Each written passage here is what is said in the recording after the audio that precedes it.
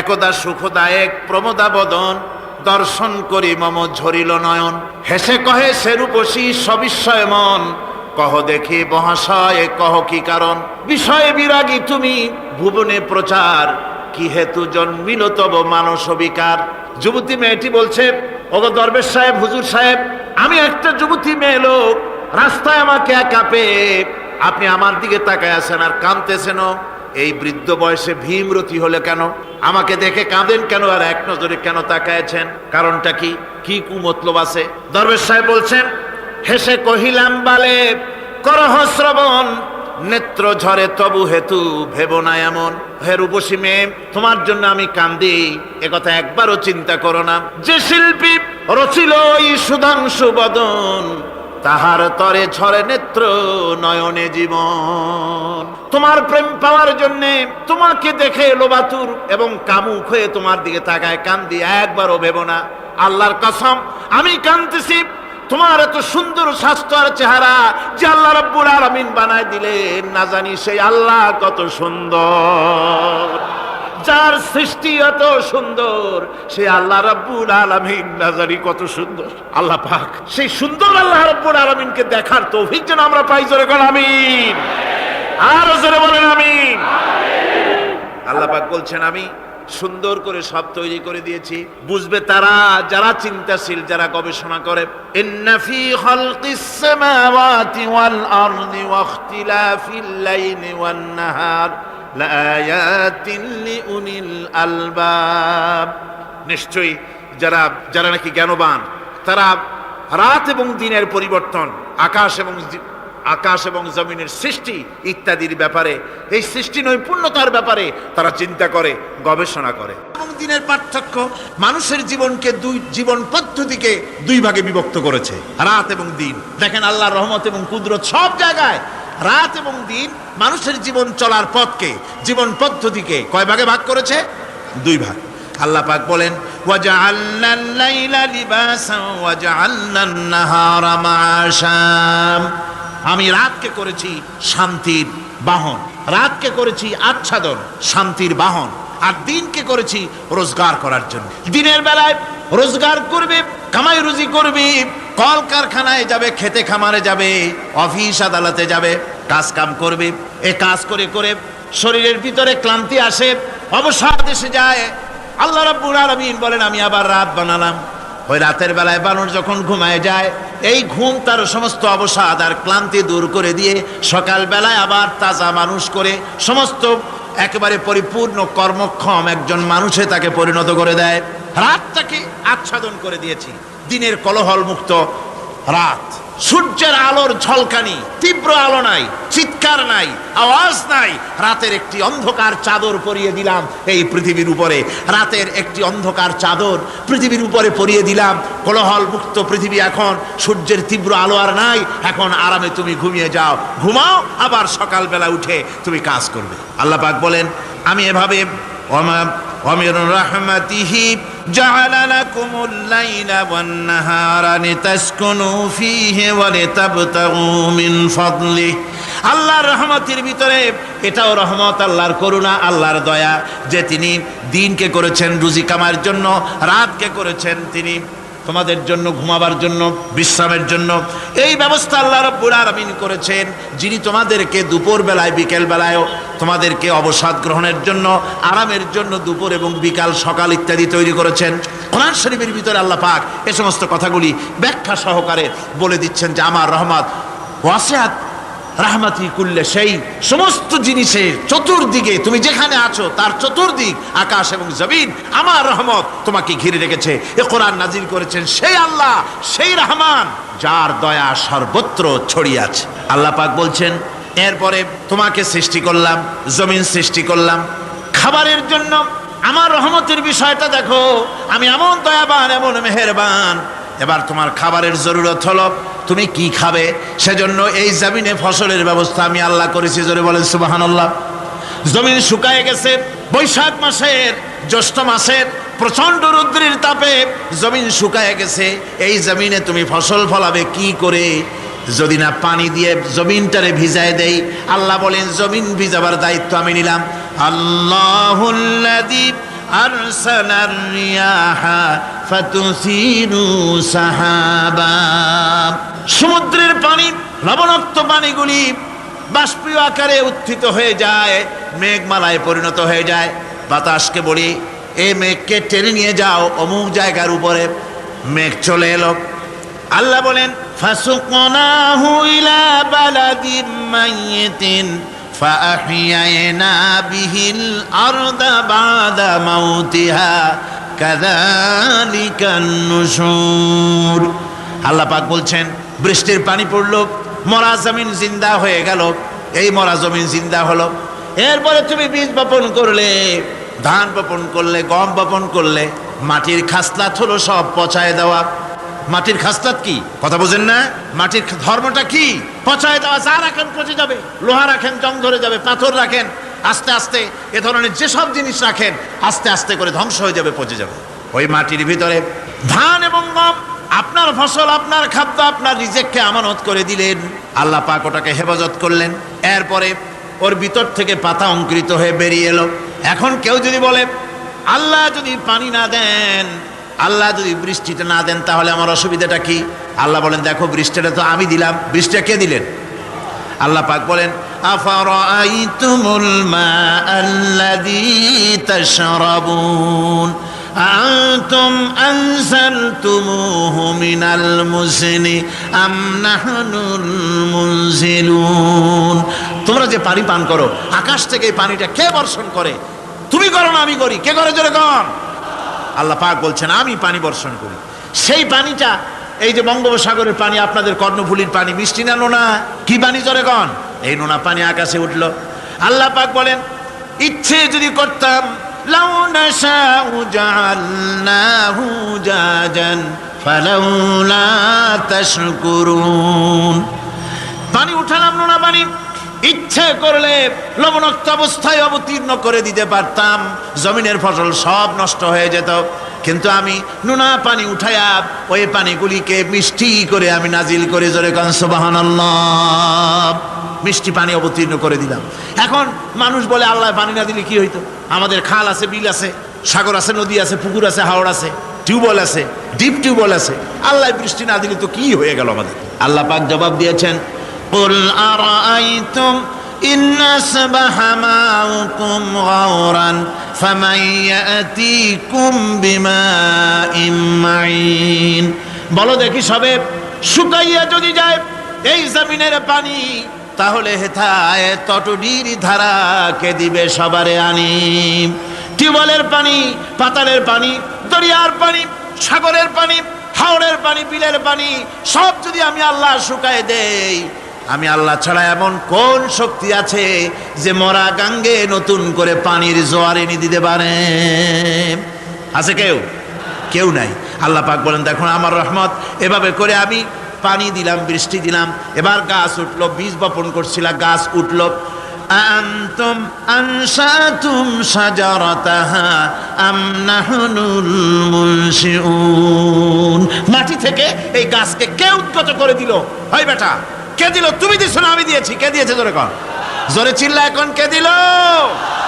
আল্লাহ পাক বলেন, গাছ উদ্গত করে দিলাম, গাছ এবার বড় হলো। এই গাছ আল্লাহ রাব্বুল আলামিন এই গাছ তৈরি করলেন। এই গাছ শুধু আপনার জ্বালানি দেয় না, গাছ শুধু ফল দেয় না, এই গাছ মানুষের জন্য, গাছ হচ্ছে বন্ধু। মানুষের জন্য গাছ কি জোরে কন? কি বন্ধু? সেই বন্ধুরে জন্মের কাটা কাটবেন নাকি? এই গাছ তৈরি হচ্ছে। গাছ বন্ধু কি করে? গাছ বন্ধু হচ্ছে আমরা যে শ্বাস প্রশ্বাস নেই, মুখের থেকে নাকের থেকে যে শ্বাসটা ফেলি, সেটা হচ্ছে আমরা গ্রহণ করি বাতাস থেকে অক্সিজেন, ছেড়ে দেয় কার্বন ডাই অক্সাইড। এটা হচ্ছে বিষ। এটা কি? আমরা নিলাম পরিশুদ্ধ অক্সিজেন, নিলাম, ছেড়ে দিলাম এটাকে বিষ করে। এই বিষটা ছড়িয়ে গেল। এখন এই বিষ যদি আল্লাহ পরিশুদ্ধ করার কোনো ফ্যাক্টরি না বানাতেন, তাহলে পৃথিবীর সমস্ত প্রাণী মরে যেত। সুবহানাল্লাহ কইতে ইচ্ছে করে না? আল্লাহ পাক কি ব্যবস্থাটা করলেন! কোন দুনিয়ায় ফ্যাক্টরি নাই মানুষ যে বিষাক্ত করে দেয় আবহাওয়াকে, সেটাকে রিফাইন করার ব্যবস্থা মানুষের কাছে নাই। আল্লাহ ব্যবস্থা করেছেন কি? আল্লাহ পাক গাছ বানায় দিলেন। গাছের সবুজ শ্যামল রং, ঘাসের সবুজ শ্যামল রং, তার খাদ্য হতেছে আপনি যেটা ছেড়ে দেন, আপনার জন্য যেটা বিষ, সেটা হচ্ছে তার জন্য খাদ্য। কার্বন ডাই অক্সাইড গাছ টেনে নেয়, সারা রাত টানতে থাকে, অক্সিজেন থেকে, বাতাস থেকে সারা রাত টানতে থাকে, কার্বন ডাই অক্সাইড খাবার হিসাবে সে টেনে নেয়। আর দিনের বেলা যখন রোদ ওঠে, সূর্যের উত্তাপ আর গাছের সবুজ রং দুটোতে মিলে এক প্রকারের রন্ধন ক্রিয়া হয়, রাঁধা হয়। সেই রান্নার মাধ্যমে গাছের ভিতর থেকে গাছ আবার অক্সিজেন মানুষের জন্য, প্রাণীর জন্য ছেড়ে দেয়। সুবহানাল্লাহ। তো গাছ আপনার জন্য বন্ধু, একদিকে গাছ আপনার এই কাজ করলো, ফার্নিচার বানাইলো, ছায়া দিল, ফল দিল। আল্লাহ পাক বলেন, এই গাছগুলি কে তৈরি করলো মিয়া? তুমি করছো না আমি করছি। আমি আমার রহমত দিয়ে তোমার গাছ বানাই দিলাম। এরপরে ফসল দিলাম, ফসল হলো, তোমার তরি তরকারি হলো, সব কিছু তোমার হয়ে গেল। এবার ফসল দেখা মানুষে যখন দেখে জমিনে বড় বড় ধানের গোছা হয়েছে, মোটা মোটা ধানের গোছা হয়েছে, মোছে তখন তেল মাখে আর নতুন নতুন গানের আয়োজন করে। এবার ফসল বেশি হয়েছে, গান, থিয়েটার, বাজনা, গুনাগার বিবি, কত রকমের গানের ব্যবস্থা করে ফেলে। জমিনে ফসল আর মোছে তেল মাখে আনন্দে। আল্লাহ রাব্বুল আলামিন বলেন, লাউ নাশাউ লাজআলনাহু হুতামান ফাযান্তুম তাফাক্কাহুন। আমি যদি ইচ্ছে করি তোমার জমিনের সমস্ত ফসলটাকে আমি সম্পূর্ণ কুটায় পরিণত করে দিতে পারি, তুষে পরিণত করে দিতে পারি। পারেন না? ধানের ভিতরে আল্লাহ যদি চাউল না দেন তাহলে সব তুষ হয়ে যাবে না? তখন কি করবেন আপনারা? কি করবেন? বাংলাদেশ তখন হরতালের দেশ। যখন আপনি দেখলেন যে জমিনে ধানে এবার সব তুষ হইছে, তখন আল্লাহর বিরুদ্ধে হরতাল করেন। লাভ হবে কিছু? লাভ হবে? আল্লাহর বিরুদ্ধে আপনারা অনশন ধর্মঘট করেন, লাভ হবে কিছু? কোনো লাভ হবে না। আল্লাহ রাব্বুল আলামিন বলেন, কোনো লাভ হবে না, বরং তোমরা তখন বলবে, ইন্না লামুগরামুন বাল নাহনু মাহরুমুন। কপালে তখন আঘাত করবে, করাঘাত করতে থাকবে আর বলবে যে আরে কপাল পোড়া হয়ে গেলাম, হতভাগ্য হয়ে গেলাম, বঞ্চিত হয়ে গেলাম, আল্লাহর রহমত থেকে সর্বনাশ হয়ে গেল। তখন কপালে আঘাত করা ছাড়া আর কিছুই করতে পারবে না। আল্লাহর বিরুদ্ধে মিছিল চলে না, সমাবেশ চলে না, বিক্ষোভ চলে না, হরতাল চলে না। মহান আল্লাহ রাব্বুল আলামিন বলছেন, দেখো এইভাবে করে তোমার ফসলের ব্যবস্থা আমি আল্লাহ করেছি। আমি রহমান, আমি আল্লাহ পাক। কি এমন রহমান? আজ জমিনে ফসল বৃদ্ধির জন্য ইউরিয়া, সুপার সালফেট, সালফার সারের ব্যবস্থা হয়েছে, নানান জাতের সারের ব্যবস্থা হয়েছে। যখন এই সার মানুষ তৈরি করতে শেখে নাই, আবহমান কাল থেকে এই জমিনের জন্য সারের ব্যবস্থা কে করেছেন? জোরে কন। আল্লাহ পাক বলেন, আমিন আয়াতিহি আইয়ুরিকুমুল বারকা খাউফাও ওয়া তামাম। আমার অসংখ্য নিদর্শনাবলীর মধ্যে এটাও একটি নিদর্শন যে আকাশে বিদ্যুৎ চমকে মেঘের গর্জন হয়। এই যে বিদ্যুৎ চমকে গর্জন হয়, এর মধ্যে রয়েছে মানুষের জন্য ভীতি এবং আশা। তারা ভয় পায়, আর এর মধ্যে আশাও রয়েছে। আশাটা কি? আশা হচ্ছে এই যে বিদ্যুৎ যে বছর যত বেশি চমকায় মেঘে, সে বছর জমিনে ফসল তত বেশি বাড়ে। কৃষিবিদরা বলেছেন, বিদ্যুৎ যত বেশি চমকায় জমিনের ফসল তত বেশি বাড়ে। সুবহানাল্লাহি ওয়া বিহামদিহি। এর একটা সিস্টেম আছে, সেই সিস্টেম অনুযায়ী আল্লাহ জমিনে ফসল বাড়ায় দিলেন।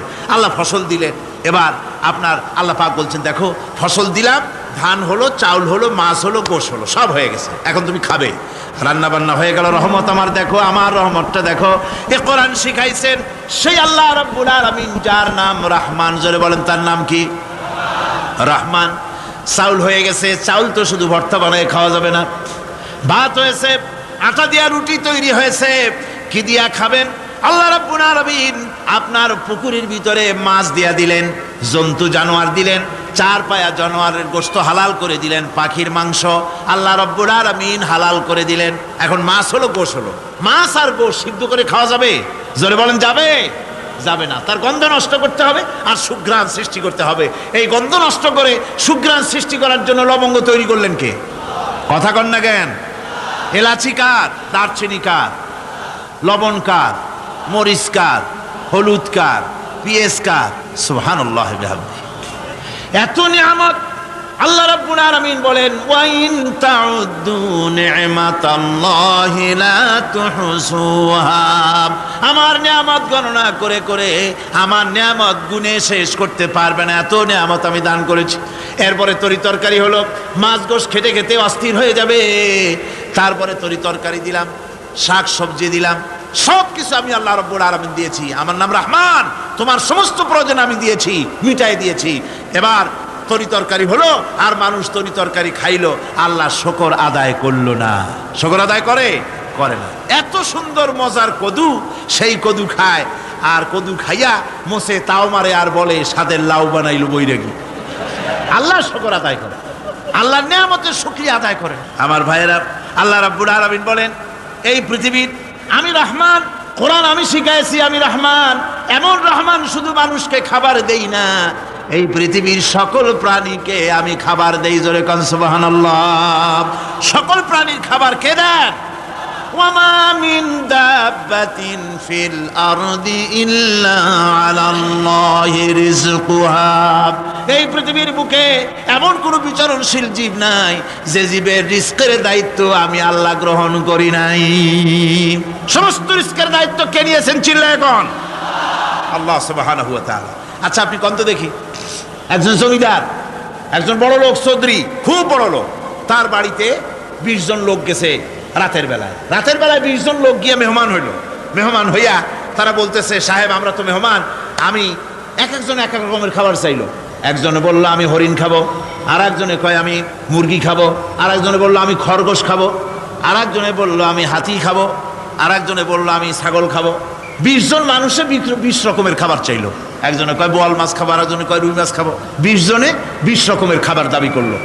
বলেন জমিদার তো বাড়িতে, জমিদারের বাপ, সেও কি পারবে 20 জনকে 20 রকমের খাবার পরিবেশন করতে? কোনো প্রস্তুতি ছাড়া পারবে? পারবে। কোনো প্রস্তুতি ছাড়া জমিদার হোক রাজা বাদশাহ হোক 20 জন মানুষের খাবার 20 রকমের দিতে পারে না। আর আল্লাহ এমন রহমান, এই পৃথিবীর লক্ষ কোটি কোটি জাতির প্রাণীকে কোটি কোটি রকমের খাবার আল্লাহ রাব্বুল আলামিন পরিবেশন করতেছেন। সাপের খাবার একরকম, ব্যাঙের খাবার আর এক রকম। ব্যাঙে যা খায় সাপে তা খায় না, সাপে যা খায় ব্যাঙে তা খায় না। হাতির খাবার, গন্ডারের খাবার, ভল্লুকের খাবার, বাঘের খাবার, সিংহের খাবার, মানুষের খাবার, ছাগলের খাবার, মুরগির খাবার, মশার খাবার, সারপোকার খাবার, সমস্ত খাবার ভিন্ন ভিন্ন। আবার সমস্ত খাবারের মজা আল্লাহ রাব্বুল আলামিন আলাদা আলাদা করে দিয়েছেন। এমন রহমান, আপনার পেট ভরবেন শুধু স্বাস্থ্য বানাবার জন্য, পেট ভরে খাওয়া দরকারটা ছিল। আল্লাহ পাক দেখলেন যে না, শুধু পেট ভরলে তো এরকম খাইতে চাইবে না, তাই আল্লাহ রাব্বুল আলামিন জিহ্বা দিয়ে দিলেন যাতে করে মজা লাগে আর খায়। সব রকমের মজা, এক এক গোশতে, এক এক মাছে, এক এক তরকারিতে এক এক রকম মজা না, সব রকম মজা, সব একরকম মজা, ভিন্ন ভিন্ন রকমের মজা। আল্লাহ পাক বলেন আমি রহমান, দেখো আমি কিভাবে খাওয়াই। ওয়া কাইয়্যিম মিন দাব্বাতিন লা তাহমিলু রিজকুহা আল্লাহু ইয়ারযুকুহা ওয়া ইয়্যাকুম। এই পৃথিবীতে এমন অনেক বিচরণশীল জীব আছে যে প্রাণীরা নিজের জন্য কোনো সঞ্চয় করে না, সঞ্চয় করে শুধুমাত্র পৃথিবীর মানুষ। আর পিঁপড়ায় কিছু সঞ্চয় করে। অন্যান্য বহু প্রাণী আছে যাদের কোনো সঞ্চয় নাই। কি বলেন, পাতিশিয়ালের কোনো ব্যাংকে অ্যাকাউন্ট আছে নাকি? না। শীতের মৌসুমে পাতিশিয়াল আইসা ব্যাংকের ম্যানেজারকে বলে না যে কয়েকটা মুরগি আনছি, আমার নামে একটা অ্যাকাউন্ট ওপেন করেন, বৃষ্টির সময় আমি যেন ওগুলো উঠাইয়া পাইকারি দরে খাইতে পারি। ওর কোনো খাবার নাই, সঞ্চয় নাই, এ ধরনের পাখির সঞ্চয় নাই, পশুর সঞ্চয় নাই। মহান আল্লাহ রাব্বুল আলামিন তিনি বলছেন সকাল বেলায় পাখি তার বাসা দিয়া ক্ষুধার্ত পেট নিয়ে পাখিগুলি উড়ে চলে যায়। সাপ তার গর্ত থেকে বের হয় খালি পেটে, পাতি শৃগাল খালি পেট নিয়ে গর্ত থেকে বেরিয়ে যায়। তিমির মতো অত বড় প্রকাণ্ড প্রাণী, হাতির মতো প্রকাণ্ড প্রাণী, গরিলা, শিম্পাঞ্জি, ওরাংওটাং, পিঁপড়া থেকে শুরু করে নিয়ে প্রকাণ্ড তিমি পর্যন্ত সমস্ত প্রাণীগুলি সকালবেলায় খালি পেটে বেরিয়ে যায়।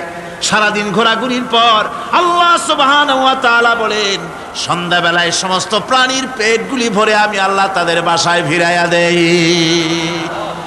আমি রহমান, এভাবে করি আমি আল্লাহ রাব্বুল আলামিন খাবারের বন্দোবস্ত করি, পড়ার বন্দোবস্ত করি, থাকার ব্যবস্থা করি। ইয়া আইয়ুহান নাসু যকুরু নি'মাতাল্লাহি আলাইকুম হাল মিন খালিকিন গায়রুল্লাহ ইয়ারযুকুকুম মিনাস সামাই ওয়াল আরদ। ও পৃথিবীর মানুষেরা, ওই আল্লাহর স্মরণ করো, আল্লাহর নিয়ামতের শুকরিয়া আদায় করো যে আল্লাহ তোমাকে আকাশ থেকে জমিন থেকে রিজিক দেন। ওই আল্লাহ ছাড়া আছে কি কেউ যে তোমাকে আকাশ থেকে রিজিক দেয়? জমিন থেকে রিজিক দেয়, লা ইলাহা ইল্লা হুয়া ফান্না তুফাকুন। ওই আল্লাহ ছাড়া কোনো ইলাহা নাই, কেন তোমরা বিভ্রান্ত হও? সেই আল্লাহর দিকে ফিরে আসো। আল্লাহ বলছেন, এভাবে আমি সমস্ত পৃথিবীর মানুষের রুজি রুটির বন্দোবস্ত করি, সমস্ত প্রাণীর রুজি রুটির ব্যবস্থা করি, আমি সেই রহমান। সুবহানাল্লাহ বিহামদিহি। ওয়া ইলাহুকুম ইলাহু ওয়াহিদ লা ইলাহা ইল্লা হুয়ার রাহমানুর রহিম। এই হচ্ছেন তোমাদের আল্লাহ। সুবহানাল্লাহ।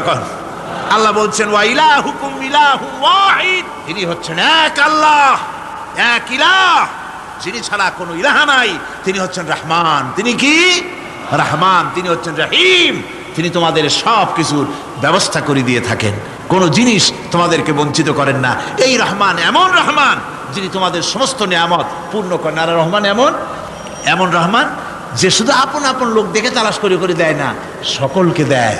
যারা নামাজ পড়ে তাদের দালান কোটা বেশি হয়, যারা তাহাজ্জুদ পড়ে তাদের ব্যাংকে টাকার অভাব নাই, যারা হজ করে যাকাত দেয় তারা টাকার জ্বালায়, পয়সা কড়ির জ্বালায় অস্থির। এরকম নাকি? না, বরং নামাজ রোজা হজ যাকাত যারা করে বেশি খাঁটি মুসলমান, তাদের অভাব অভিযোগ আরো বেশি। যাদের কাছে নামাজ নাই, রোজা নাই, আল্লাহ পরকালের চিন্তা নাই, তাদের টাকা পয়সা, সোনা দানা, জায়গা জমিন, সৌন্দর্য, সুখ আর আরো অনেক বেশি। বরং এদের কম। আপন লোকের চাইতে শত্রুকে বরং আল্লাহ পাক বেশি দেন। আপন লোক মানে যারা দিনদার, ইমানদার, পরেজগার, নামাজি, এরা বরং কম পায়, ওরা বরং বেশি পায়। এমন কেউ নাই পৃথিবীতে শত্রুকে ডেকে বলবে আয় তোরেও দেই, কেউ নাই, একমাত্র আল্লাহ রব্বুল আলামিন যিনি সকলকে দেন। এই পৃথিবীর কোনো মূল্য আল্লাহ রব্বুল আলামিনের কাছে নাই, একটা মশার দানার তুল্য মূল্য নাই। সেজন্য আল্লাহ পাক সকলকে নিয়ামত দেন, সকলকে ব্যবস্থা করেন। তাই এই কোরআন শরীফ আল্লাহ পাক তার মানুষের প্রতি এত দয়া মানুষের প্রতি, যে আল্লাহ পাকের দয়াটা কার? জোরে চিল্লা এখন, দয়াটা কার? এত দয়া যে আল্লাহ পাকের মানুষের প্রতি রাস্তা চলার জন্য রাস্তা তৈরি করে দিলেন। পাহাড়ের ভিতরে মানুষ যেন হারায় না যায়, পাহাড়ের ভিতরে গিরিপথ বানালেন যিনি, মরুভূমির ভিতরে হারায় না যায় নিশানা বানালেন যিনি, সমুদ্রের ভিতরে রাতের আধারে যেন গভীর সমুদ্রে হারায় না যায়, সেজন্য মহাশূন্যের ভিতরে তারকা প্রদীপ জ্বালায়া পথের নির্দেশনা দিয়ে দিলেন যিনি, এত ব্যবস্থাপনা যিনি করলেন, সে আল্লাহ রাব্বুল আলামিন মানুষের জন্য এই পৃথিবীতে ব্যক্তি, পরিবার, সমাজ ও রাষ্ট্রে, আন্তর্জাতিক জীবনে, স্বরাষ্ট্রনীতি, পররাষ্ট্রনীতি, শিক্ষানীতি, যুদ্ধনীতি, বন্দিনীতি, তার জীবনের সমস্ত নীতিমালার ব্যাপারে আল্লাহ রাব্বুল আলামিন বুঝি কোনো দিকদর্শন দেন নাই। দিয়েছেন কিনা? সুতরাং রহমানের দাবি হচ্ছে, আল্লাহর রহমানিয়তের দাবি হচ্ছে বান্দার জন্য কোরআন শিক্ষা দেওয়া। যত শিক্ষা আল্লাহ দিয়েছেন, যত দয়া আল্লাহ বান্দাকে করেছেন, সবচাইতে বড় দয়া কোরআন শিক্ষা দেওয়া। জোরে কান সুবহানাল্লাহ। যত দয়া, যত নিয়ামত, যত রহমত আল্লাহ বান্দাকে করেছেন, তার মধ্যে শ্রেষ্ঠ রহমত, শ্রেষ্ঠ দয়া, শ্রেষ্ঠ করুণা মানুষের জন্য, আল্লাহর এই পৃথিবীর মানুষের জন্য সবচাইতে শ্রেষ্ঠ দয়া কি? জোরে বলেন কি? কোরআনের শিক্ষাই হচ্ছে আল্লাহ পাকের এই মানুষের জন্য সর্বশ্রেষ্ঠ দয়া।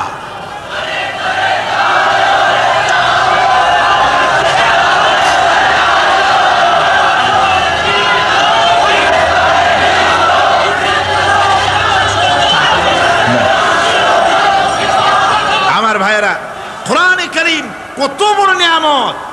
আর রহমানু আল্লামাল কোরআন। এতক্ষণ যেই রহমানের দয়ার কথা বললাম, সেই রহমান কোরআন শিখাইছেন। সুবহানাল্লাহ। কি শিখাইছেন? কোরআন। সেই কোরআন তিনি কি শিখালেন? কোরআনের শিক্ষা কি? কোরআন আমাদের কি দিল? আল্লাহ কি শিখালেন? সেই ব্যাপারে কথা হবে আগামীকাল ইনশাআল্লাহ। সবাই বলেন ইনশাআল্লাহ।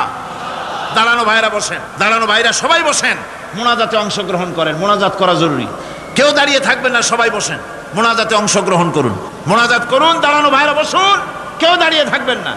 আমি আজকে আর লম্বা কথা বলবো না, যেহেতু আমি পরিশ্রান্ত হয়ে এসেছি। আগামীকাল ইনশাআল্লাহ এর থেকেও আগে শুরু করবো। আজকে যেমন দেরিতে শুরু হয়েছে, এরকম আগামীকাল দেরিতে শুরু হবে না ইনশাআল্লাহ। আরো আগে শুরু করব, যাতে করে আমি আপনাদের সামনে কথাগুলি সুন্দর করে বুঝাতে পারি। সবাই বলেন আমিন। কোরআন আমাদের কি দিল, কত বড় রহমত এই কোরআন। যে আল্লাহ এত বড় দয়া, সে আল্লাহ আমাদের কি শিখালেন, সেই কথাই আগামীকাল আলোচনা হবে ইনশাআল্লাহ। আজানে এই কি বলে, মুনাজাতের পর আজান হবে, আজানের পরে বা জামাতে এশার নামাজ হবে, এশার নামাজ বা জামাতের সাথে আদায় করে যাবেন। মুনাজাতের কথা শুনে টুপি মাথায় দেওয়া লোক উঠে হাঁটতে পারে, এটা তো বিশ্বাস করার অযোগ্য। কেমন কথা, টুপি মাথায় জামা গায়ে দেওয়া? টুপি ছাড়া কেউ হলে মনে করতাম যে অন্য কেউ বুঝি, কিন্তু মুসলমান মুনাজাতের নাম শুনে হাঁটে, এটা দারুণ একটা বেকায়দার কথা এবং এটা একটা বেয়াদবি কাজ। মুনাজাত লাগে না, দোয়া লাগে না, এমন কোন মানুষ আছে নাকি? কোন? সকলের জন্য দোয়া প্রয়োজন। আমরা দোয়া করবো আল্লাহর দরবারে, এশার নামাজ বা জামাত আদায় করে যাবেন। আল্লাহুম্মা আমিন। রব্বানা যালামনা أنفسنا وإن لم تغفر لنا وترحمنا لنكونن من الخاسرين ربنا لا تزغ قلوبنا بعد إذ هديتنا وهب لنا من لدنك رحمة إنك أنت الوهاب أي الله تعالى হাজার হাজার মুসলমান নরনারী দীর্ঘক্ষণ ধরে তোমার দ্বীনের কথা আমরা শুনেছি, আলোচনা করেছি। মেহেরবানি করে দুরূদ ও সালাম টুকুন, আলোচনার সওয়াব টুকুন জনাবে মুহাম্মদ রাসূলুল্লাহ সাল্লাল্লাহু আলাইহি ওয়াসাল্লামের রূহ মুবারকে পৌঁছায় দাও রব্বুল আলামিন। আমরা যত লোক এখানে বসেছি, এর মধ্য থেকে যাদের মা বাপ দুনিয়া থেকে বিদায় হয়ে গেছে, আল্লাহ দয়া করে মেহেরবানি করে কবরগুলিকে জান্নাতের টুকরায় পরিণত করে দাও রব্বুল আলামিন। কোরআনে কারীমের মাহফিলে এসেছি, সারা জীবন যত গুনাহ করেছে, কোরআনে কারীমের বরকতে আমাদের জিন্দেগির সমস্ত গুনাহ খাতাকে মাফ করে দাও আল্লাহ। আয় আল্লাহ তাআলা, ইসলামী সমাজ কল্যাণ পরিষদ প্রতি বছর এই মাহফিলের আয়োজন করে থাকেন, তোমার কোরআনের খেদমত করে থাকেন। এবছরে আয়োজন করতে যথেষ্ট বেগ পেতে হয়েছে তাদেরকে, আল্লাহ তুমি তাদের প্রয়োজনকে গায়েবী মদদ দিয়ে পুরা করে দাও রব্বুল আলামিন। এই খেদমতের পুরোধা যিনি, এ কোরআনে কারীমের তাফসীরের মাহফিলের সাথে যিনি অঙ্গাঅঙ্গিভাবে জড়িত, মাওলানা শামসুদ্দিন সাহেব, আয় আল্লাহ তাআলা, ডাক্তাররা বলেছে তার দৃষ্টিশক্তি ফিরে পাওয়া অসম্ভব, কিন্তু আমরা তোমার কাছে কোনো জিনিস অসম্ভব মনে করি না রব্বুল আলামিন। তোমার কাছে অসম্ভব বলে কোনো জিনিস তোমার কাছে নাই। তুমি দয়া করে মেহেরবানি করে তার চোখ দুটির দৃষ্টিশক্তি ফিরাইয়া দাও রব্বুল আলামিন। এ মাহফিলকে তোমার দরবারে মঞ্জুর করে নাও। এ মাহফিলে যারা আসেন, যারা কথা বলেন, সকলকে যোগ্যতা দাও যাতে করে তোমার বান্দাদেরকে সঠিক কথা পৌঁছাতে পারেন। আমাদের দ্বীন ও ঈমান আকীদাকে আল্লাহ তুমি সহি করে দাও, তোমার রাস্তায় চলার তৌফিক দাও। এ মাহফিলের জন্য যারা পয়সা দেয়, কষ্ট করে, শুনতে যারা আসে, আল্লাহ তুমি তাদের প্রতি রহম করো। এই মাহফিলে বাংলাদেশের বিভিন্ন জেলা থেকে লোক আসে, বিভিন্ন জায়গা থেকে লোক আসে, বাড়িঘর ফেলে আসে। আল্লাহ প্রত্যেকের বাড়িঘর, বিবি বাল বাচ্চা তুমি হেফাজতে রেখো, সকলকে তুমি হেফাজতে রেখো রব্বুল আলামিন। অনেকে দোয়া চেয়েছেন, অনেকের অসুখ।